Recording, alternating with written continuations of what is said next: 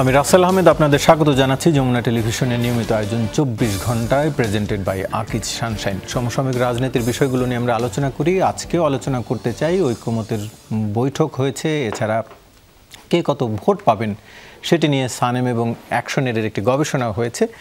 এছাড়া অন্যান্য আরও বিষয়গুলো নিয়েও আমরা আলোচনা করব এবং এই আলোচনার জন্য আমাদের সাথে তিনজন অতিথি এরই মধ্যে স্টুডিওতে উপস্থিত হয়েছেন। তাদের সাথে আমরা একটু শুরুতেই পরিচিত হয়ে নিচ্ছি।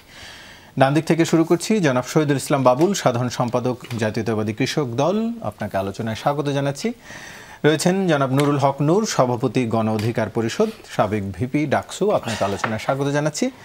রয়েছেন জনাব তাহসিন রিয়াজ, যুগ্ম সদস্য সচিব, জাতীয় নাগরিক পার্টি, আপনাকেও আলোচনায় স্বাগত। যেটি বলছিলাম শেষের দিকে, অর্থাৎ সানেম এবং অ্যাকশনের একটি জরিপ প্রকাশিত হয়েছে, সেটি নিয়ে একটু আলোচনা শুরু করছি। তাহসিন রিয়াজ, একটু আপনাকে দিয়েই, যেই তরুণদেরকে নিয়ে আসলে আপনারা সবচেয়ে বেশি আশা করেন, যাদের উপরে বিশেষ ভরসা করেন বলা যায়, এবং সেই তরুণদের উপরই আসলে জরিপটি হয়েছে। 2000 তরুণ নারী পুরুষ যাদের বয়স 15 থেকে 35 বছর, এই বয়সীদের উপর জরিপটি করা হয়েছে। সেখানে পুরো রেজাল্টটি না, আমি একটি অংশ বলছি। এসব তরুণদের মতে জাতীয় নাগরিক পার্টি 15.84% ভোট পাবে, আর নিবন্ধন স্থগিত থাকা আওয়ামী লীগ যদি নির্বাচনে প্রতিদ্বন্দ্বিতার সুযোগ পায় 15.84% ভোট পাবে তারাও। আপনারা আওয়ামী লীগকে দেশ ছাড়তে বাধ্য করলেন, কিন্তু জনপ্রিয়তা এখনো তাদেরকে উতরে যেতে পারলেন না। একটু আপনার মন্তব্য জানতে চাইছি।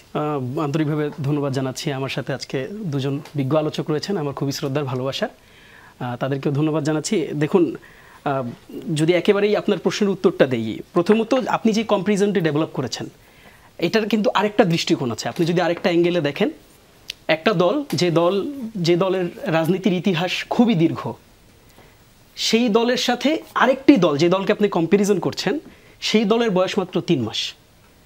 তো সেটাও তো একটা দৃষ্টিকোণ, সেটাও তো একটা দৃষ্টিভঙ্গি। বরং আমার মনে হয় যে আমরা এই পজিটিভ অ্যাঙ্গেলকে যদি একটু সামনে রাখি, যে জরিপটি নিয়ে আজকে মোটামুটি সারা বাংলাদেশের সকল পত্রিকা বা সব জায়গায় যে আলোচনাটা হচ্ছে, আপনি দেখুন লক্ষ্য করে, 3 মাসের একটি দল, আপনি যদি অন্যান্য দলের সাথে, আমি আসলে আওয়ামী লীগ নিয়ে কোনো ধরনের মন্তব্যই করতে চাই না।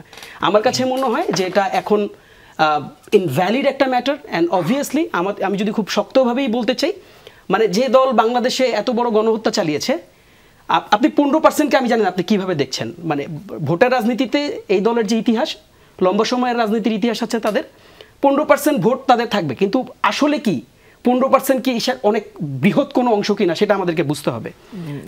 ফ্যাক্টর ইস্যু কি হবে কিনা সেটা আমাদেরকে বুঝতে হবে। ভোটের ফ্যাক্টর হবে না, কিন্তু জনসংখ্যার যদি হিসেব ধরেন তাই একেবারে কম নয়। কিন্তু আমি সেটাই বলেছি যে তাদের রাজনীতির যে ইতিহাস, সেই ইতিহাস থেকে তাদের এই জনসমর্থন থেকে যেতে পারে, অস্বাভাবিক কিছু না। আপনি মানে দেখেন, আমরা তো এখনো নাৎসি বাহিনীকে আমরা দেখি না, তাদেরকে সমর্থন করে কিছু লোক তো এখন আমরা দেখি। আপনি টুইটারে যান, আজকে চেক আউট করেন। আচ্ছা, নাৎসি বাহিনী যে গণহত্যা করেছে, এটা দিয়ে আপনার সন্দেহ আছে? আপনার সন্দেহ তো নাই। বা আমি যদি দেখি আরএসএস কে সমর্থন করে না। আচ্ছা, আরএসএস, আমি যদি আরেকটু ডিটেইলি বলি, আমরা যদি ভারতের জনতা পার্টিকে আমরা দেখি নাই। আচ্ছা, ইন্টারন্যাশনালি এই দলটার কার্যক্রম ইন্টারন্যাশনালি আপনি যদি দেখেন, তাদেরকে কিভাবে ট্রিট করা হয়, একটা রেডিক্যাল, একটা খুবই আগ্রাসী, খুবই হিংস্র একটি পার্টি হিসাবে তো ট্রিটেড হয়। এখন সেটা তো আপনি না শুধু, এটা তো ইন্টারন্যাশনালি, ন্যাশনাল, ইভেনচুয়ালি তাদের দেশে যেই পার্টিগুলো আছে তারাও তো তাদেরকে এভাবে করে ট্রিট করে। এখন আপনাকে যদি আমি প্রশ্ন করি, তাদেরকে সমর্থন নাই? তাদের তো সমর্থন আছে। এখন তাদের আসলে কতটুকু পার্সেন্ট সমর্থন আছে? খুনিদেরও তো সমর্থক থাকে। আমরা কি আজকে সোশ্যাল মিডিয়াতে বিভিন্ন জায়গায় এই যে গণহত্যাটাকে জাস্টিফিকেশন করে আমরা বিভিন্ন আওয়ামী লীগ নেতাদেরকে আমরা কি পোস্ট করতে দেখি না? আপনি কি আওয়ামী লীগের যে নেত্রী, যিনি গণহত্যা চালিয়েছে, তার আপনি কি ভয়েস কল রেকর্ডগুলো শুনেন না? তিনি কিভাবে দাম্ভিকতার সাথে এই কথাগুলো বলেন। কাজেই দেখেন, গণহত্যার সাথে যারা জড়িত ছিল, যারা এখনো রিকনসিলিয়েশনের প্রসেসের মধ্যে দিয়ে যায় নাই এবং যেতেও রাজি না, তারা তো ভাই আপনার ন্যায্যতাকে প্রশ্নবিদ্ধ করবেই, বা তারা তো আপনার ওই যে তাদের যেটা গণ্ডি, ওই গণ্ডি থেকে তো বের হয়ে আসবে না, এটাই স্বাভাবিক। এই স্বাভাবিকতাকে সামনে রেখেই আমাদেরকে এগুতে হবে। এটাকে আমরা আসলে মানে আনঅ্যাভয়েডেবল একটা ফ্যাক্টর। কাজেই আমি এই জন্য বলেছি যে এটাকে আমরা মানে রেলেভেন্ট ফ্যাক্টর হিসেবে আমরা দেখতে চাই না। গণহত্যাকে যারা সাপোর্ট করেছে, এই যে 15% যেই দর্শক, আমরা শুধু তাদের কাছে একটা প্রশ্ন করতে, দর্শক বলছি, তাদের সাপোর্টার, আমরা তাদের কাছে একটা প্রশ্ন করতে চাই যে আপনার মায়ের কাছে কোনোদিন গিয়ে একটু দাঁড়িয়ে জিজ্ঞেস করেন, আপনার বোনের কাছে কোনোদিন একটু দাঁড়িয়ে জিজ্ঞেস করেন যে মা বা বোন, আমি কারো ভাইকে হত্যা করেছি, আমি কারো ছেলেকে হত্যা করেছি, এবং যারা হত্যা করেছে আমি তাদেরকে এখনো সাপোর্ট করি। দেখেন যে আপনার বাবা মা আপনার পাশে থাকে কিনা। এটা একটা ইমোশনাল ফ্যাক্টর, এটা জাতীয়তার সাথে, জাতির সাথে, এই লাল সবুজের মানচিত্রের সাথে, এই লাল সবুজের পতাকার সাথে যারা বিশ্বাসঘাতকতা করে, সেই 15% নিয়ে আসলে আমার কোনো মন্তব্য নেই। আপনি যে প্রশ্নটি করেছেন সেই প্রশ্নের উত্তরটি যদি দেই, দেখেন আপনি যদি অন্যান্য বড় দলের সাথে আপনি যদি কম্পারিজন করেন, যেগুলো গণতান্ত্রিক, যাদের বাংলাদেশে রাজনীতির ইতিহাস আছে, যারা গণতন্ত্রের জন্য লড়াই করেছে, আমরা যদি বিএনপির কথা বলি, আমরা যদি বাংলাদেশের বিগত 16 বছর আমরা জামাতের সংগ্রাম দেখেছি, বিএনপির তো সংগ্রামের আসলে এক্সাম্পল নেই, অসংখ্য এক্সাম্পল আছে। তাদের লোকজনদেরকে গুম হতে দেখেছি, শহীদ হতে দেখেছি, তারেক রহমান দেশ ছাড়া হয়েছে, তাদের নেত্রীকে যাকে আপসী নেত্রী বলে, তাদেরকে এখন তাদের সাথে আপনি যদি কম্পারিজনটা করেন, তাদের থেকে এনসিপি আসলে কতটুকু পিছিয়ে আছে, এটাও তো একটা বড় ফ্যাক্টর। এনসিপি যেই 3 মাসে যে এনসিপি 15% মানুষের কাছে পৌঁছাতে পেরেছে, যেই 3 মাসে এত প্রোপাগান্ডা, এত মিডিয়া ট্রায়াল আপনি দেখেছেন, নাহিদ নিয়ে কত কথা, আমি যদি বলি অন্যান্য দলের নেতাদেরকে নিয়ে কত রকম কথা, কত রকম মানে অভিযোগ, কত রকম প্রোপাগান্ডা, এরপরেও 15% যেই মানুষ, এখনো কিন্তু আমি বারবার বলছি আপনাকে মাথায় রাখতে হবে 3 মাস ভার্সেস 15%, 3 মাসের অ্যাচিভমেন্ট 15%, আর 3 মাস এখন তো আমি শেষ করে দেই, আপনি তো এখন দেখছেন গণজোয়ার, দেখুন আর 3টা মাস আপনি যেতে দেন না, দেখেন এই 15% যদি 30% হয়ে যায়, 30% গিয়ে এটাকে, তখন কিন্তু অনেক ইকুয়েশনে চেঞ্জ হয়ে যাবে। আরেকটা ব্যাপার একটু যুক্ত করে দেই, শেষ কথাটি বলি, দেখুন এখনো কিন্তু ইনডিসিশনে 5% আছে, ইনডিসিশনে 5% আছে, সেখানেও একটা বড় খেলা এখনো রয়ে গেছে। ধন্যবাদ। শহীদুল ইসলাম বাবুল ভাই, একটু আপনার কাছে জানতে চাই, তরুণদের উপর যে পরিচালিত রিপোর্টটি নিশ্চয়ই আপনিও দেখেছেন নির্বাচনে, সেখানে তারা যেই রিপোর্টটি বলেছে, আপনার কাছে আরেকটি অংশের একটু বলি যে এবার সবচেয়ে বেশি 38.76% ভোট পাবে বিএনপি, এরপরে জামায়াত ইসলামী 21.45% ভোট পাবে। এটি হচ্ছে সেখানকার একটি অংশের জরিপের তথ্য। একটু আপনার কাছে জানতে চাই, এর আগে সবশেষ আপনারা যখন বিজয়ী হয়েছিলেন 2001 সালে, তখন আপনারা ভোট পেয়েছিলেন 40.97%। তার মানে বিএনপির জনপ্রিয়তা আসলে ওই অর্থে বাড়েনি, বরং কমেছে। শোনেন, একটা জরিপকে, সার্ভেকে কেন্দ্র করেই তো আপনি একেবারে মানে কনক্লুশনে আসতে পারবেন না। সেটি নিশ্চয়ই তাদের সানেম, অ্যাকশন এইড তারা যেভাবে করেছে বলেছে, তারা র্যান্ডম করেছে, কিন্তু নিশ্চয় করে বাংলাদেশের এটাও দেখেছেন যে 90 সালে 91 সালের নির্বাচনে বিএনপি কত 30 সিট 40 সিট এরকমও বলা হয়েছিল, বিএনপি ক্ষমতায় গিয়েছিল।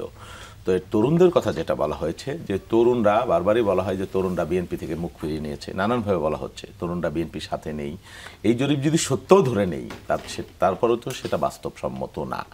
আর 21% আমি নিশ্চিতভাবেই বলবো যেটা ম্যানিপুলেটেড। ডেইলি স্টার বা সানেমের, ডেইলি স্টারের যে নিউজ, সানেম এবং অ্যাকশন এইডের যেটা 21% ভোট বাংলাদেশের জন্মের ইতিহাসে জামাত কখনো চিন্তা করেছে কত পার্সেন্ট ভোট তাদের সর্বশেষ বা সমস্ত যদি মানে হিসাব করেন বিগত নির্বাচন, ধরলাম তার সেটা 50% বেড়েছে বা 100% বেড়েছে। সেই জন্য এইসব জরিপের উপর ভিত্তি করে সবসময় কনক্লুশন করা বা চূড়ান্ত সিদ্ধান্ত নেওয়া বা এটা একেবারে চূড়ান্ত ধরে এটা বলবার সময় আসছে, সেটা আমরা মনে করছি না। নিশ্চিতভাবে এটা ম্যানিপুলেটেড আমরা মনে করছি। কিন্তু তার কিছুটা কাছাকাছি তো থেকেও যায়। যদি আপনাদের ধরেন 2008 সালের নির্বাচনের ফলাফল কিংবা 2008 সালের নির্বাচনগুলো তো ম্যানিপুলেটেড ছিল। শোনেন, 2008 সালের যে প্রেক্ষাপট, সেটাও সেই গ্রহণযোগ্য নির্বাচনের আগেই বিএনপির মেরুদণ্ড ভেঙে দেওয়া হয়েছিল। একজন প্রার্থীও নির্বাচনী এলাকায় তাদের কাজ করতে পারে নাই, সবাই দৌড়ের উপর ছিল মামলা। এমন কোনো প্রার্থী নাই, সাবেক এমপি নাই যাদের উপর মামলা হয় নাই, নিপীড়ন হয় নাই, জেলে যায় নাই। তো সেই নির্বাচনকে আপনি ভিত্তি ধরে একেবারে ভোট কেন্দ্রের মধ্যে সিল মারা হয়েছে বা রাতে ভোট হয়েছে ওইটা না। 2008 সালের নির্বাচনেও বিএনপি একটা মানে তুমুল একটা বৈরী পরিস্থিতির মধ্য দিয়ে নির্বাচন করেছে এবং মানে সেই অবস্থা তৈরি করা হয়েছিল। সেটাকেও আপনি ভিত্তি, আপনি 91 নির্বাচনকে ভিত্তি ধরতে পারেন, অবশ্যই 96 আপনি ধরতে পারবেন, অবশ্যই 2001 ধরতে পারবেন। হ্যাঁ, আপনি এই নির্বাচনকে যদি ভিত্তি ধরে আপনি চিন্তা করেন, তাহলে দেখবেন আপনার ফলাফল ভিন্ন সম্পূর্ণ। আরেকটি প্রশ্ন আপনার কাছে ছোট করে জেনে তারপরে নুরুর কাছে একটু আসি। ইসলামী আন্দোলন বাংলাদেশের জ্যেষ্ঠ নায়েবে আমির সৈয়দ মোহাম্মদ ফয়জুল করিম বলেছেন, 2018 সালে নির্বাচনের ফলাফল সবাই প্রত্যাখ্যান করেছে, কিন্তু বিএনপি সংসদে গিয়ে সেই নির্বাচনের বৈধতা দিয়েছে। এটা তো পুরনো আলোচনা, অনেকবার এগুলো নিয়ে আমাদের কথা হয়েছে। হ্যাঁ, বিএনপিকে ওইটা দেওয়া হয়েছিল, তারপরেও আমরা মনে করি সংসদে গিয়ে, শোনেন, বৈধতা না দিলে 14 সালের বৈধতা কে দিয়েছিল না, যে 24 সালের বৈধতা কে দিয়েছে, 23 সালের বৈধতা কে দিয়েছে? 14 সালে তো বিএনপি যায়নি। হ্যাঁ, তো তখন কি হয়েছে? হয়নি, বিএনপিকে ছাড়া ভোট 5 বছর টিকেনি, বরং ইসলামী আন্দোলনরা ওনরা এক এক সময় এক এক রকমের রূপ ধারণ করেছে। এবং এই যে ফ্যাসিবাদকে টিকিয়ে রাখা, এই টিকিয়ে রাখার পিছনে ঘি মাল মশলা অনেকাংশে ওনাদের সেই দায় আছে। এখন ওনরা কথা বললে সেটা বয়ান হয়ে যাবে আর সেটা নীতি কথা হয়ে যাবে, এই কথা তো সত্য না। হ্যাঁ, বিএনপির 7 জন না গেলেই বা কি হইতো, হাসিনা তার আগে তো যায়নি, তো হাসিনা টিকছে না, হয়েছে না, বরং ওনরা হাসিনায় টিকায় রাখা সহায়ক ভূমিকা পালন করছে। 7 জন যে সংসদে বলেছে, হ্যাঁ না গেলেও হতো, না গেলেও যেতে পারতো। সংসদে আপনারা গিয়েও কি এক ধরনের সহায়ক ভূমিকা পালন করেছেন না? বিরোধী দলের ভূমিকা পালন করেছেন? বিরোধী দলের ভূমিকা পালন করেছি কি করি না, এই যে আপনার এখানে কথা বলছি, একটা স্পেস কথা বলবার, আপনি যদি আমাকে না ডাকতেন, আমি যদি না আসতাম, বলতাম না, মানুষ শুনতো না, এই তো। তারপর চ্যানেল তো আর বন্ধ হয়ে যেত না নাকি, বা অনুষ্ঠানও তো বন্ধ হয়ে যেত না। তো আমার কথা হলো, যদি না যে হাসিনার পতন হয়ে যেত তাহলে তো না যেত, কিন্তু সেরকম রেকর্ড তো অতীতে নাই। জি, আমরা একটু যেতে চাই নুরুল হক। এবং আমি শেষ করি, এবং বিএনপির 7 জন নির্বাচনে গিয়েছিল বলে ওই নির্বাচন বৈধ হয়ে গেছে এখন জাতীয় এবং আন্তর্জাতিকভাবে, এটা তো হয়নি। হয়েছে কি আপনি বলেন? হয়নি তো সেটা, তাহলে যাওয়ার পরে বৈধতার কেমনে হলে আমি বুঝলাম না সেটাই। হ্যাঁ, নুরুল হক নূর, একটু আপনার কাছে জানতে চাই, এর আগে আরও বেশ অনেক দিনই আপনার কথাটি এমন ছিল, এবং সবশেষ যদি আমি যতটুকু মনে পড়ে, গুলশানে বিএনপি লিয়াজু কমিটির বৈঠকের পর, এটি এপ্রিল মাসে আপনি বলেছিলেন 2 উপদেষ্টার পদত্যাগ জরুরি, ডিসেম্বরে নির্বাচন হতে হবে। ইদানিং আপনি সংস্কারের দিকে বেশি জোর দিচ্ছেন, আপনি সবশেষ বলছিলেন সংস্কার ছাড়া নির্বাচন মানে আবারও গণ অভ্যুত্থান। মানে রাজনীতিতে আসলে এমন কি ঘটলো হঠাৎ যে আপনি নির্বাচনের চেয়ে আবার সংস্কারের দিকে বেশি জোর দিচ্ছেন? ধন্যবাদ। আপনার নির্দিষ্ট বিষয়ে আসার আগে 2 জন আলোচককে যে বিষয়টি নিয়ে প্রশ্ন করেছেন বা আলোচনা করেছেন, একটু জাস্ট বলতে চাই। আপনাদের নিশ্চয়ই মনে আছে 2023 সালে অগস্টের দিকে IRI, ইন্টারন্যাশনাল রিপাবলিক ইনস্টিটিউট, আমেরিকার, যেটা ডেমোক্র্যাটদের হচ্ছে, আপনার নামটা ভুলে গেলাম, ডেমোক্র্যাটদের একটা প্রতিষ্ঠান, IRI একটা প্রতিষ্ঠান, যারা জয়েন্টলি আপনার কাজ করে রাষ্ট্রীয় ফান্ডে, এবং তারা বিশ্বব্যাপী আমেরিকান ইন্টারেস্ট সার্ভ করার জন্য কমন ইস্যুতে কাজ করে। IRI একেবারে ভিত্তিহীন কোনো ঠুনকো প্রতিষ্ঠান না। IRI, তারপর একটা প্রতিষ্ঠান ছিল United states institute of piece, এটাও মোটামুটি ভালো। তবে এইটার চেয়ে ওই IRI আরেকটা হচ্ছে NDI নাকি NDI, ন্যাশনাল ডেমোক্রেটিক ইনস্টিটিউট, ওইটা হচ্ছে প্রো ডেমোক্র্যাট, আর IRI হচ্ছে প্রো রিপাবলিকান, বাট দুটোই আমেরিকান ইন্টারেস্টে কাজ করে এবং রাষ্ট্রীয় ফান্ডে। তাদের মতো ট্রাস্টেড প্রতিষ্ঠানের জরিপে 2023 সালে যে শেখ হাসিনা সবচেয়ে বাংলাদেশের জনপ্রিয় ব্যক্তি, প্রধানমন্ত্রী, এমনকি তার দলের চেয়েও জনপ্রিয়, এবং তার জনপ্রিয়তার মাত্রা তারা দেখাইছে 70% মানুষ তার উন্নয়নমূলক কর্মকাণ্ডে ব্যাপক ধরনের সন্তুষ্টি। উইদিন এ ইয়ার কি হলো যে তার এতটা নির্মম পতন? পৃথিবীর ইতিহাসে যে কয়জন স্বৈর শাসকের জঘন্য পতন হয়েছে, নিষ্ঠুর পতন হয়েছে, তার মধ্যে Hasina was one of them. এবং এই শুধুমাত্র ব্যক্তির পতন না, দলের পতন না, একেবারে এই দলের কবর রচনা। দেশ থেকে পালিয়ে যাওয়ার মধ্য দিয়ে কার্যত আওয়ামী লীগের একটা রাজনৈতিক মৃত্যু হয়েছে। হিটলার, জার্মানির নাৎসি, কিংবা ইটালির মুসুলিনির এই পার্টির মতো আওয়ামী লীগের এখন বাংলাদেশে ভবিষ্যৎ ওই জায়গায় যাচ্ছে। সো এই কথাটা বললাম এই কারণে যে সানেম এবং অ্যাকশনের, সানেমকে আমি তাদের এর আগেও ফাইন্যান্সিয়াল বেশ কিছু সার্ভে, যেটা মোটামুটি দেখেছি কোভিড টোভিড বিভিন্ন সময় কাছাকাছি ভালো জায়গায় ছিল, বাট আমি আমার বয়স 33, সো অ্যাজ এ ইয়ং হিসেবে আমিও নিজে যেহেতু আরও পলিটিক্সও করি, একটা দলও, আমার কিন্তু ইন্ডিভিজুয়াল অনেক ডেটা আছে যেগুলো নিয়ে আমিও কাজ করি। ধরেন এখন আমাদের সার্ভেগুলো, যেটা আমি IRI-কে তখন জিজ্ঞেস করছিলাম, তোমরা যে একটা ফাউল সার্ভে দিছিলে, এটা কেমনে কি করছো, আমাদেরকে তোমার সার্ভের পদ্ধতি দেখো, তখন ওরা ওইটা নিয়ে 2টা সেমিনার করে আমাদেরকে দেখাইছে এই প্রক্রিয়া। তখন আমি ওদেরকে বুঝাইছিলাম যেটা, সেটা এখানে শেয়ার করতে চাই। ধরেন ফরিদপুরের ভাইয়ের বাসা যেখানে নগরকান্দা, ওইখানে ফরিদপুর অঞ্চলটাই আওয়ামী লীগের একটা ঘাঁটি। তার মধ্যে যদি পাওয়ারে থাকে কিংবা সবেমাত্র সরকার গঠিত হয়েছে, ওই রকম একটা সময় যদি আপনি জরিপ করেন, তখন কিন্তু 80% পাবে যারা তখন ওই ক্ষমতাসীন দল, আওয়ামী লীগ থাকলে আওয়ামী লীগকে সমর্থন করতো। আবার এখন ধরেন যেহেতু ফেল হয়েছে, এখন ওখানে জানো নাকি বাবুল ভাই দাঁড়াইলে MP হয়ে যাবে, বিএনপির লোক। তো এখন কিন্তু আপনি ওইখানে গেলে 80% লোক পাবেন বিএনপিকে সমর্থন করবে। তো এই যে সার্ভের এই ডেটা কালেকশন পদ্ধতি, আমার মনে হয় যারা কালেক্ট করছে তারা এটা যথাযথভাবে অ্যানালাইসিস করতে পারে না। কিছু কিছু অঞ্চলে যে বিভিন্ন দল একটা আধিপত্য কিংবা জনসমর্থন, এবং এইখানে তরুণ ভোটারও যদি আমরা ধরি, মোট ভোটার হচ্ছে 12,37,00,000। তার মধ্যে এই যে আপনার এই 15 থেকে এই 35% হচ্ছে 4 কোটির উপরে, প্রায় 4.5 কোটি হচ্ছে ইয়ং ভোটার। সো এটা সবারই একটা টার্গেট যে এইখানে কি অবস্থা। তো অ্যাকশন এইড তো আপনার অ্যাকশন এইড সম্ভবত ইউএস বেসড।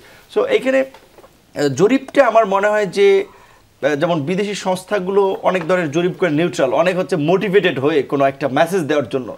সো এই জরিপটা আমার কাছে বিশ্বাসযোগ্য মনে হচ্ছে না পুরোটা। জরিপের হয়তো পদ্ধতি নিয়ে তাদের আমার কাছে রং মনে হচ্ছে, তারা সঠিকভাবে এটা জরিপটা করতে পারে নাই আমার কাছে যেটা মনে হচ্ছে। সেই জায়গা থেকে আমি এটা নিয়ে খুব বেশি উচ্ছ্বসিত বা উদ্বিগ্ন এরকম কিছু না। এইবার আপনার প্রশ্নে যেটা আপনি বলছিলেন আমাকে যে নির্বাচন প্রশ্নে আমাদের অবস্থানটা, দেখেন এইটা আমি খুব মানে একটু আসলে ব্যক্তিগতভাবে বলতে পারেন একটু বিব্রতকর পরিস্থিতির মধ্যে। লাইক আমরা ছোট নেতা, তো আমরা কথা বলে মানুষ বিভিন্ন দেশে টুইস্ট করতে পারে, বিভিন্নভাবে কথা বলতে পারে, আমাদের ক্যারেক্টার অ্যাসাসিনেশন করতে পারে। আবার ধরেন বিএনপির মধ্যে বাবুল ভাইয়ের মতো একটা বড় দলের নেতা আসলে সবাই তখন সেটা নিউজের হেডলাইন কিংবা প্রেজেন্টারও কথা হচ্ছে একটু রয়েস হয়ে বলে। তো এখন আমরা কথা বলে যে স্ট্যান্ড পরিবর্তন করলে যে ভিপি নূর কিংবা গণদিকে তারা সকাল বিকাল স্ট্যান্ড পরিবর্তন করে, কোনো একটা স্ট্যান্ড যদি একটু চেঞ্জ করে। রাজনীতি তো একটা রণকৌশল, সুতরাং রাজনীতির এই রণকৌশলের সময় অবস্থান প্রেক্ষাপট অনুযায়ী তার রণকৌশল পরিবর্তন হবে, রণনীতির পরিবর্তন হবে, এটা ন্যাচারাল। তো আমরা বিএনপি সহ যে আপনার 42টি দল যারা এই 2022 সাল থেকে এক দফার দাবিতে যুগপৎ আন্দোলন করে আসছিলাম, এখনও আমরা আলাপ আলোচনা বিভিন্ন ধরনের বিষয়ে আলাপ আলোচনা করি। সেইখানে আমাদের আলাপ আলোচনায় বিএনপির জায়গা থেকে বেশ কিছু বিভিন্ন ঘটনার প্রেক্ষাপটে তারা বলেছে যে এই ডিসেম্বরের মধ্যে নির্বাচনটা হওয়া বাংলাদেশের ইকোনমি, নিরাপত্তা, অনেকগুলো ইস্যুর প্রেক্ষাপটে ভালো। আর বিএনপি সংস্কার চায়, সংস্কার প্রশ্নে বিএনপির কোনো ধরনের রিজার্ভেশন নাই। এবং সেটা আমরা দেখেছি যে আলোচনাগুলোতে বিএনপির টপ লিডার সালাউদ্দিন ভাই থেকে শুরু করে সবাই এনগেজ হচ্ছে, সিরিয়াসলি অন্যদের চেয়ে গ্রাউন্ড ওয়ার্ক করে আপনারা একেবারে ডকুমেন্ট দলিল দস্তাবেজ নিয়ে হাজির হয়ে যাচ্ছে। দ্যাট মিনস তারা খুব সিরিয়াস।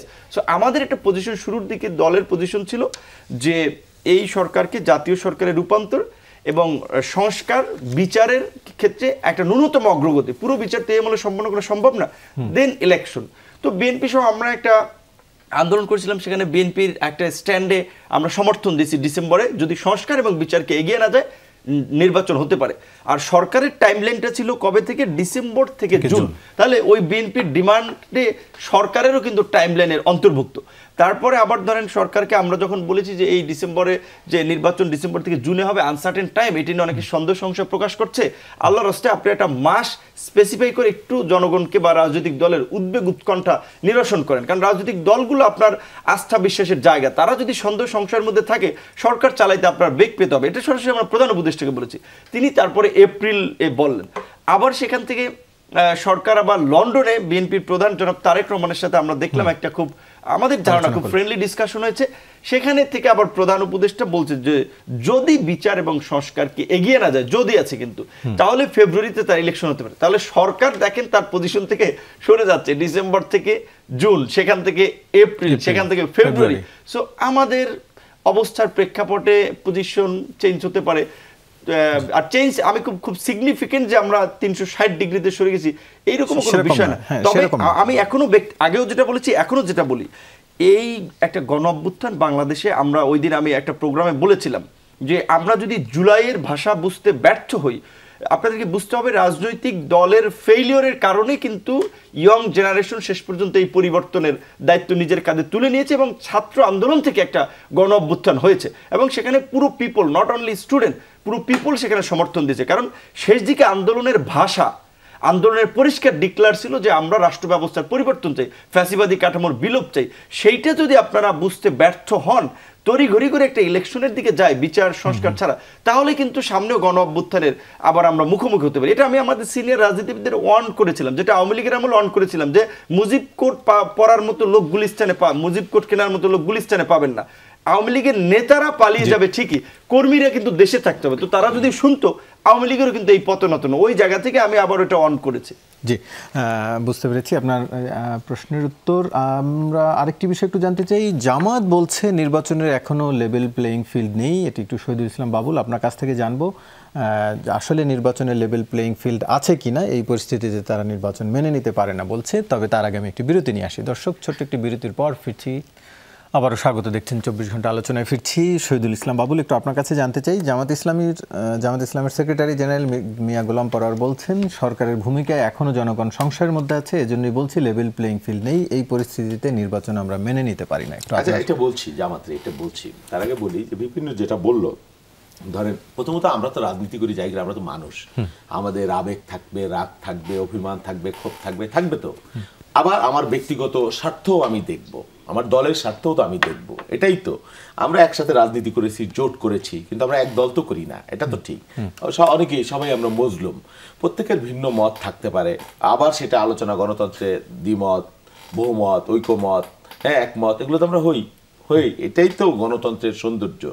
রিকনসিলিয়েশন বা পুনর্বিবেচনা, যেমন প্রধান উপদেষ্টা বলেছিলেন ডিসেম্বর থেকে জুন, আবার এপ্রিল বলেছিলেন, আমরা তাকে বোঝাতে পেরেছি যে না, এপ্রিল নির্বাচনের জন্য উপযুক্ত সময় না, তো উনি কনভিন্সড হয়েছেন হয়তোবা যে না, এই কারণে আমরা বলেছি যে এটা এপ্রিল না, এটা ফেব্রুয়ারি হলে ভালো হয়, বা তার আগে ডিসেম্বরে হলে ভালো হয়, বা আমি বিপিনুরকেও বোঝাতে পেরেছি, তার ভিন্ন মত থাকতে পারে যে আমার লজিকটা এই। আমি নিজেও তো বিভিন্ন সময় কনভিন্স হই, আমার বক্তব্য আরেকজনের কথা শুনে আমি তো কনভিন্স হই। মানুষ তো এককভাবে বা একলা যদি মনে করি যে আমি যেটা বললাম সেটাই সঠিক, এটা তো গণতন্ত্রের কথা হতে পারে না, বা যুক্তির কারণ হতে পারে না, সঙ্গত হতে পারে না।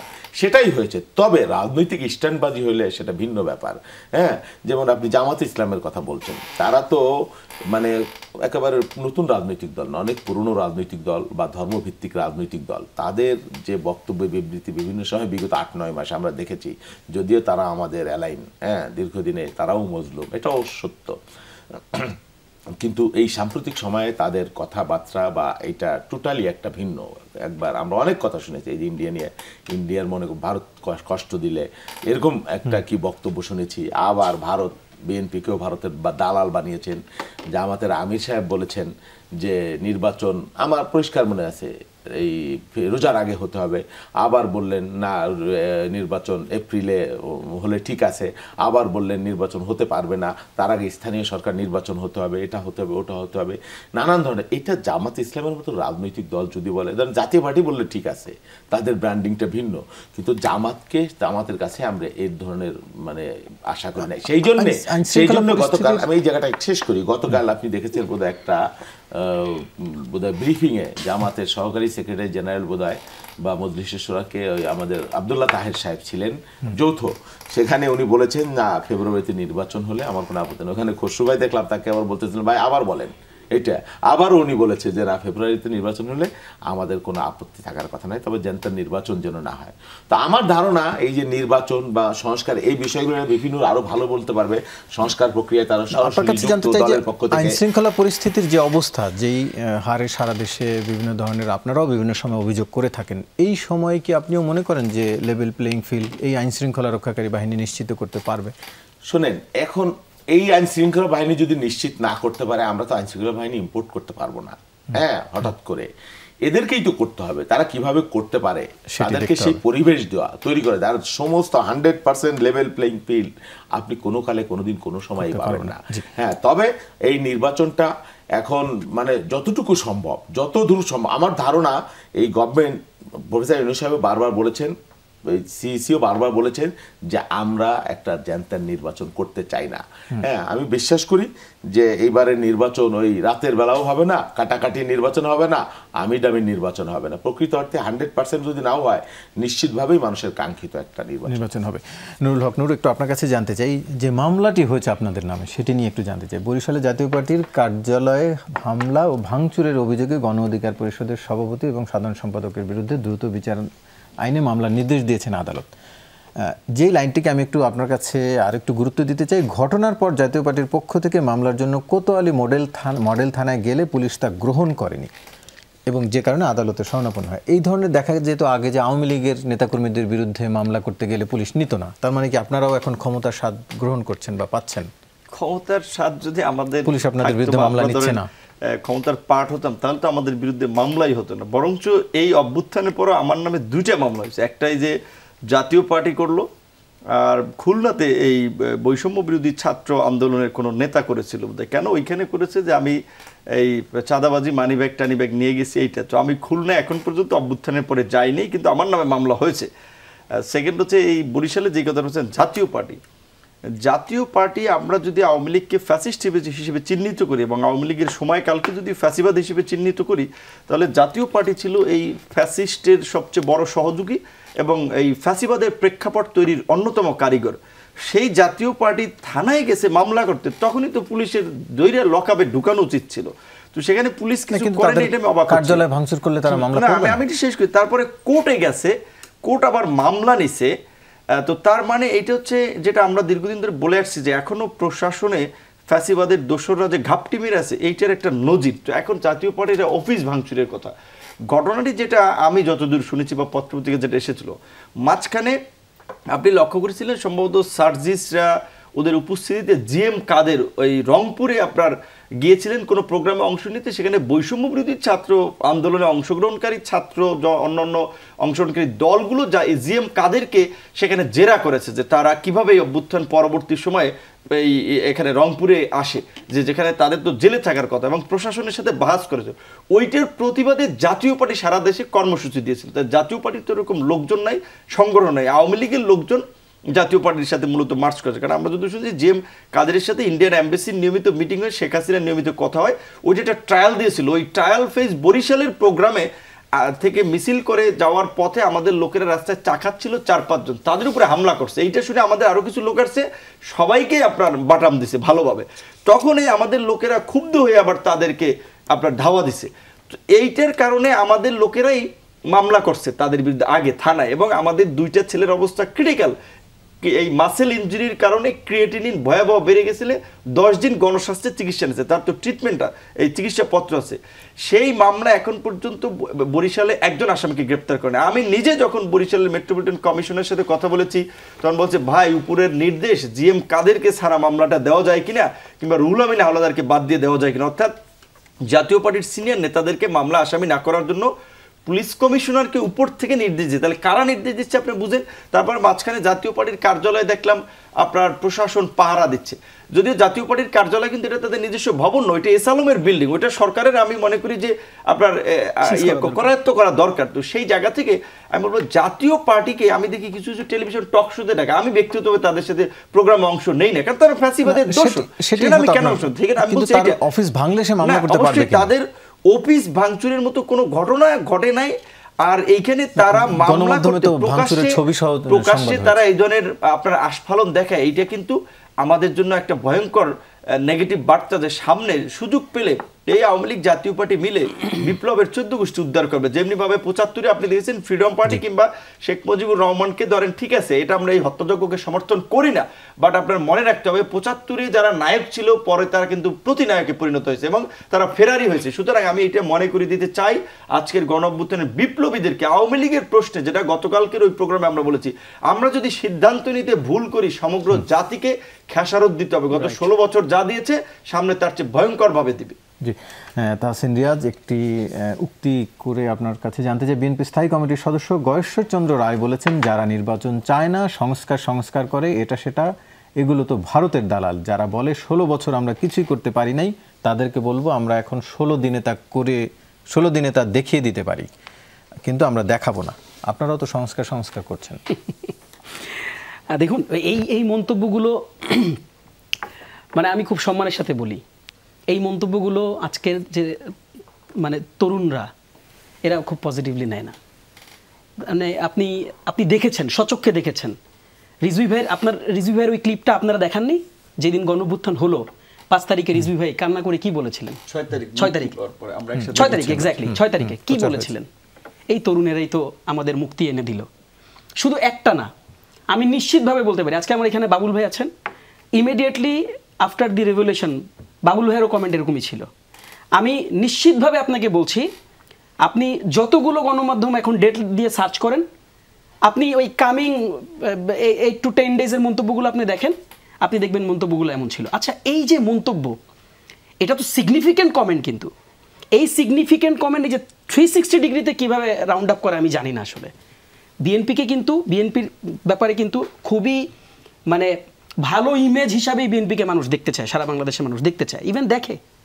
এখন দেখেন এই ধরনের কমেন্ট, হাসান মাহমুদ, আপনার মনে থাকার কথা, হাসান মাহমুদ স্টাইলের যে কমেন্টগুলো, বা কাদের সাহেব ছিলেন, বা আমরা দেখেছি তো তৎকালীন ক্যাবিনেটে অসংখ্য মন্ত্রী আপনারা দেখেছেন না, যে কমেন্ট করতেন, কমেন্টের সাথে সাথে পুরো সোশ্যাল মিডিয়ায় হাস্যরস লেগে যেত, কমেন্টের সাথে সাথে আপনিও হয়তো গিয়ে হাহারিয়েক দিয়ে এসছেন সেখানে।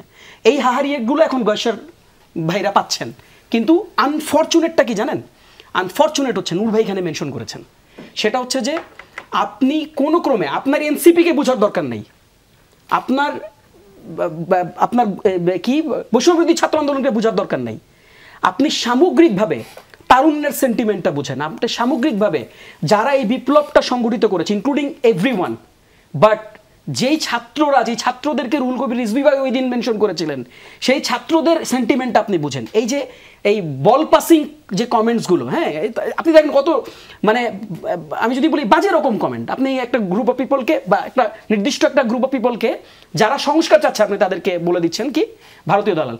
সংস্কার একটা এই গণঅভ্যুত্থানের অন্যতম দাবি ছিল। এখন এই যে সংস্কার প্রক্রিয়ার মধ্যে, আচ্ছা তাহলে আপনি তো সংস্কারের সাথে একমত পোষণ করেছেন, আপনি এই প্রধানমন্ত্রী প্রশ্নে কতদিন থাকবে না থাকবে আপনি একমত পোষণ করেছেন না? তাহলে আপনি যদি সংস্কারের এতই বিরুদ্ধাচরণ করে থাকেন, আপনি নিজে বললেন সংস্কার যারা চায় তারা ভারতীয় দালাল, তাহলে আপনি এই সংস্কারে একমত পোষণ করে আপনি ভারতীয় দালালে পরিণত হলেন না? এই জন্য কমেন্ট করার আগে কমেন্ট ভাবতে হয় যে এই কমেন্ট আপনি আপনার কাছে ফেরত নিতে পারবেন কিনা। আমরা বারবার একটা জিনিস স্পষ্টভাবে বলেছি, দেখেন তারুণ্যের সেন্টিমেন্ট কি, তারুণ্যের সেন্টিমেন্ট হচ্ছে তরুণ সমাজ একটা সুন্দর বাংলাদেশ চায়। এটা কি ছাত্রদল চায় না? এটা কি ছাত্র শিবির চায় না? এটা কি যেই রাজুকের ছেলে পেলে, যেই আদমজি ক্যান্টের ছেলে পেলেরা রাস্তায় নেমেছে তারা চায় না? তারাও চায় এই নতুন বাংলাদেশটা কেমন হবে, যেখানে মানুষের ভোটাধিকারটা সঠিকভাবে প্রয়োগ করলে সেটা সঠিক বাক্সেই পড়বে। এটাই তো বাংলাদেশ, আমরা এই গণতান্ত্রিক বাংলাদেশই তো আমরা চেয়েছি। আমরা চেয়েছি কি, যেই বাংলাদেশের নেতৃত্ব, যেই বাংলাদেশে আগামীর নেতৃত্ব যাদের যেই ভোটাধিকারের মাধ্যমে আসবে, তারা বাংলাদেশকে সত্যিকার অর্থে এই যে আমরা এত বছর ধরে যে দুর্নীতি দেখেছি, আমরা এত 240 বিলিয়ন আমরা পাচার হতে দেখেছি, আপনার যেই পরিমাণ ঋণ হতে আমরা দেখেছি, যে অর্থনৈতিক আনস্টেবিলিটি ছিল, এই অর্থনৈতিক আনস্টেবিলিটি থেকে আপনি স্টেবল একটা অর্থনীতির দিকে নিয়ে যাবেন। আমাদের তারুণ্যরা কি চায়? তারা একটা মানে ক্যারিয়ার সিকিউরিটি চায়, এর থেকে বেশি তো তাদের কোনো চাওয়া নাই। এখন আপনি যখন এই যে শুধুমাত্র সংস্কারকে সামনে রেখে আপনি যখন বিরোধী দল তৈরি করবেন, এই সংস্কারকে সামনে রেখে যখন আপনি অন্যদেরকে খাটো করে দেখবেন, দিন শেষে আপনারা তো বলেছিলেন যে এনসিপির ডাকে লোক আসে না, বলেছিলেন না? কিছুদিন আগে তো আপনারা বলেছেন যে এনসিপির ডাকে 7-8 জনও আসে না। এখন এনসিপির ডাকে আপনি দেখেন তো লোক তো হচ্ছে। কাজেই দেখেন, আগে মন্তব্য করতে নেই, আপনি প্রক্রিয়া দেখেন, কার্যক্রম দেখেন, তাদের ভাষাটা বুঝে আপনি কমেন্ট করবেন। We don't have any problem. Political ফিল্ডে দ্বিমত থাকবে, এই দ্বিমতকে আমরা শ্রদ্ধা করতে চাই, তবে এই পলিটিক্যাল ফিল্ডে অপমান থাকবে না, গ্লানি থাকবে না, পার্সোনাল অ্যাটাক থাকবে না, ইনসাল্ট থাকবে না। এই থেকে যদি বিএনপি বের হতে না পারে, আনফরচুনেটলি এই তারুণ্য বিএনপিকে হয়তো বের করে দিবে। সেটি নিয়ে একটু জানবো শহীদুল ইসলাম বাবুল আপনার কাছ থেকে। এনসিপি আরেকটি দাবি আজকে করেছে, সেটি হচ্ছে যে তারা মনে করে সংস্কারের, তারা জনগণের সবাই, অর্থাৎ যারা ঐকমত্য কমিশনে বসছে তারা সবাই জনগণের প্রতিনিধিত্ব করছে, সংস্কারের বিষয়ে সিদ্ধান্ত গ্রহণ করার অধিকারও রাখে। সে কারণে মোদ্দা কথায় আসি, ভোটের আগেই ঐক্যমত্যে পৌঁছানো সংস্কারের বাস্তবায়ন চায় এনসিপি, অর্থাৎ এর আগেই সংস্কারটি বাস্তবায়ন চায়। সেটি কোন প্রক্রিয়ায় হবে সেটি নিয়ে অবশ্য গণভোট সহ নানান ধরনের আলোচনা রয়েছে। সেটি নিয়ে আপনার মন্তব্য আমি জানবো, তবে তার আগে আমি আবারও একটি বিরতি নিয়ে আসি। দর্শক, ছোট্ট একটি বিরতির পর আবারও ফিরছি, সঙ্গেই থাকুন।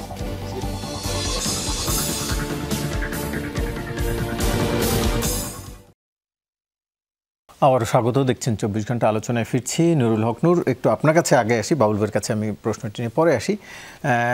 একটু আপনার কাছে জানতে চাই যে আজকে বিএনপি মহাসচিব মির্জা ফখরুল ইসলাম আলমগীর একটি তথ্য দিয়েছেন যে ডক্টর ইউনূসের সাথে লন্ডনে যে বৈঠকটি হয়েছে সেখানে 26 ফেব্রুয়ারির মধ্যে নির্বাচনের কথা বলা হয়েছে, যে 26 ফেব্রুয়ারির মধ্যে।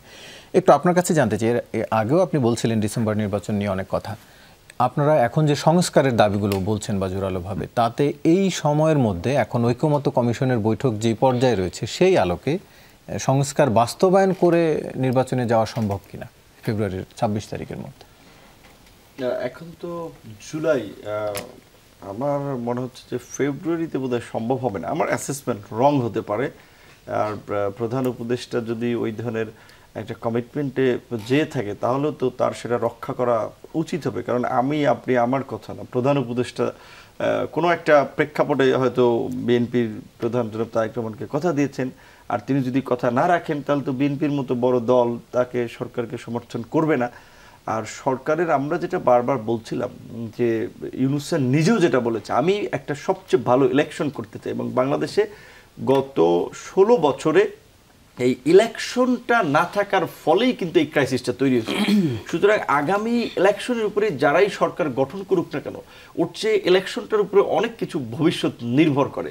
তো সেইখানে আমি ইলেকশন করার মতো ফিটনেসও বর্তমান প্রশাসনের দেখি না, যেই কারণে আমার ব্যক্তিগত অভিমত আমাদের দলীয় পজিশন থেকে বলেছিলাম, স্থানীয় নির্বাচনের তো অনেকগুলো পর্যায়ে, ধরেন সিটি কর্পোরেশন আছে, উপজেলা আছে, পৌরসভা আছে, অন্তত 2-1টা ধাপের ইলেকশন করে এই প্রশাসনের একটা ফিটনেস বোঝা যেত। এর কারণ হচ্ছে কি, হ্যাঁ বিএনপি একটা বড় দল, এই মুহূর্তে আওয়ামী লীগ বিএনপি দুটো দল ছিল বাংলাদেশের ট্রেডিশনাল পলিটিক্সে, আওয়ামী লীগ নাই এখন, অনেক ক্ষেত্রে লোকালি ল অ্যান্ড অর্ডারও বিএনপির উপরে ডিপেন্ড করে। সেই জায়গা থেকে প্রশাসন কিন্তু বিএনপি ক্ষমতায় না থাকলেও ধৈর্য নিচ্ছে যে তারা পাওয়ারে বা তাদের একটা পাওয়ারের সাথে লিঙ্ক আছে, ওইভাবে কিন্তু তাদের সাথে সংযোগ রেখে কাজ করে। তাহলে এই প্রশাসন যদি ধরেন যেভাবে আমরা ফেসিবাদ মুক্ত করার কথা বলছি, এখন তো অনেকেই টেনশনে আছে কার উইকেট কখন পড়ে যায়, তো ওই কারণে অনেকেই শেল্টার নিতে চাবে কিন্তু বিএনপির নেতাদের কিংবা বিএনপিপন্থী আমলাদের। ধরেন এই 16 বছরে আমরা এই রাস্তায় ঘাটে একটা পুলিশ অফিসার কিংবা বলেন ডিসি মিসি আমরা খুঁজে পাইনি যে আমাদের লাইনের লোক, এখন সবাই এসে বলে ভাই আমরা কিন্তু আপনাদের আন্দোলনের পক্ষের লোক, সবাই বিএনপি জামাত পরিচয় দিচ্ছে। এমনকি সচিবালয়ে দেখেছেন ডিসি নিয়োগকে কেন্দ্র করে কি হট্টগোল হয়েছে। তো এইভাবে যদি সবাই বিএনপি জামাত হইতে চায়, তো তারা তো ভোটের সময় চিন্তা করবে যে আমার এলাকায় বিএনপির ক্যান্ডিডেট বাবুল ভাই এমপি হলে মন্ত্রী হয়ে যাবে, কাজেই বাবুল ভাই এমপি হইবে ভোটে, আমার বিশ্বাস তার মতো তরুণ মানুষ এলাকায় পপুলেট আছে, এমনি হইবে। কিন্তু ওই যে অতি উৎসাহী ডিসি যেটা শেখ হাসিনার আমলে ছিল, ওই রকম যদি কেউ থেকে থাকে, সে চিন্তা করবে সেন্টার দখল করে আমি বাবুল ভাইকে 100% ভোট দেখাবো, পরবর্তীতে বাবুল ভাই যেন প্রমোশন আমার বিবেচনা রাখে।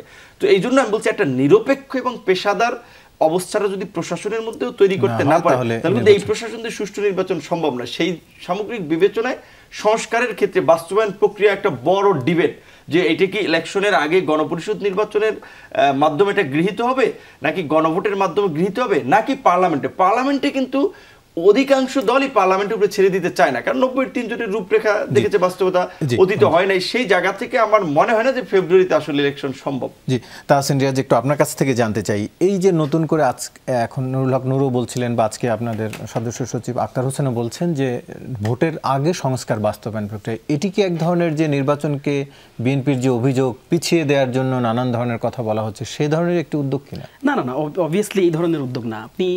আপনি ডট কানেক্ট করেন না, তাহলে ইজি হবে।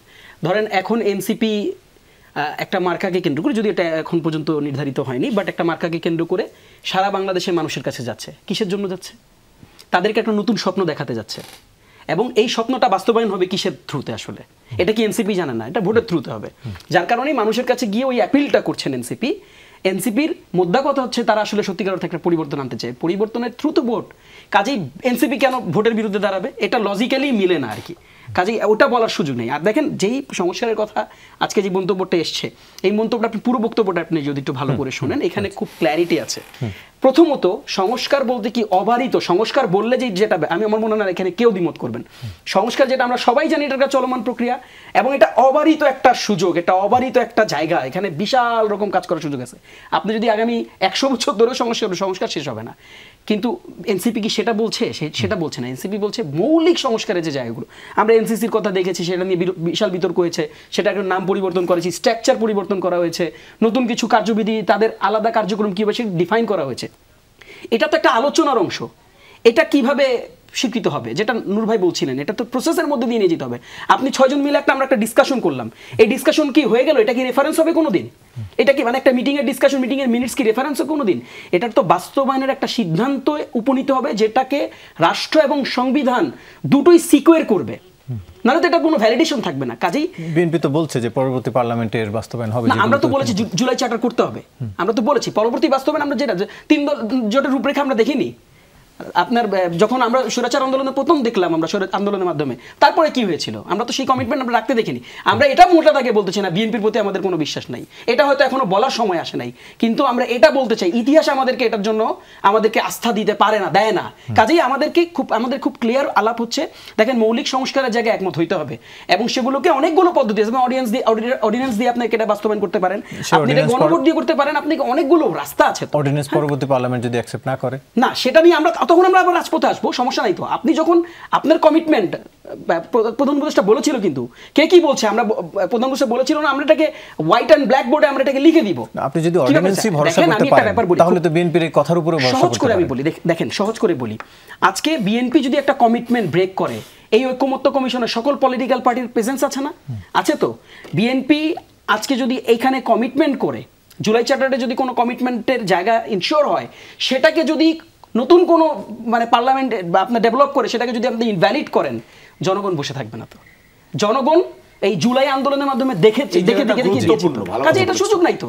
বিএনপিকে আমরা ফ্যাসিস্ট হইতে দিব না তো, আমরা ফ্যাসিস্ট হইতে দিতে চাই না তো। তাহলে এই যে আগেই সংস্কার করতে হবে, বাস্তবায়ন করতে হবে কেন? এখন আমি কি বিএনপিকে আমি ফ্যাসিস্ট হইতে দিব না, আর আমি যদি বলি যে ঠিক আছে বিএনপিকে ফ্যাসিস্ট হওয়ার রাস্তা তৈরি করে দিলাম, আমি দুইটা কি দুই জিনিস, রাস্তাটাই তৈরি করতে দিতে চান, বন্ধ করতে চান।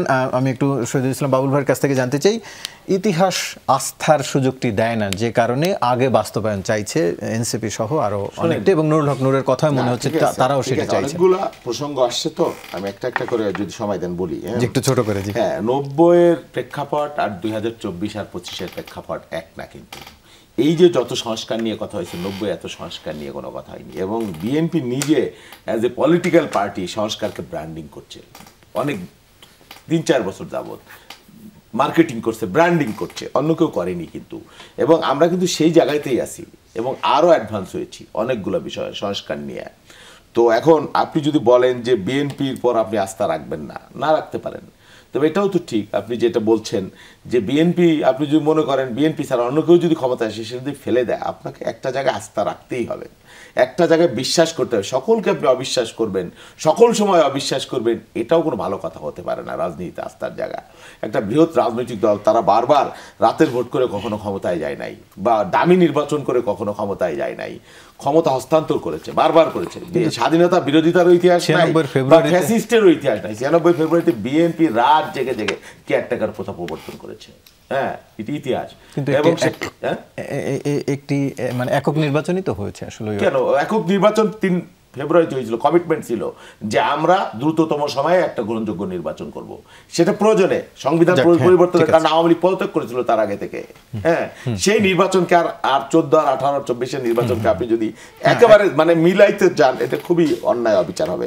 আর একটা হলো এই যে কি ছাত্রদের সেন্টিমেন্ট, যেটা দাদার বক্তব্য নিয়ে, দাদা কোন প্রেক্ষাপটে বলেছেন আমি জানি না, তবে সম্ভবত আমি বলি বিএনপি একমাত্র পলিটিক্যাল পার্টি যার শীর্ষ 2-3 নেতা তাদের হয়তো অসতর্কবশত কোনো বক্তব্যে যারা আহত হয়েছে বা ভালোভাবে নেয়নি, বিএনপি সতর্ক। বাংলাদেশের রাজনীতির ইতিহাসে এটা বিরল ঘটনা, এর আগে কেউ করেছে কিনা আমি জানি না।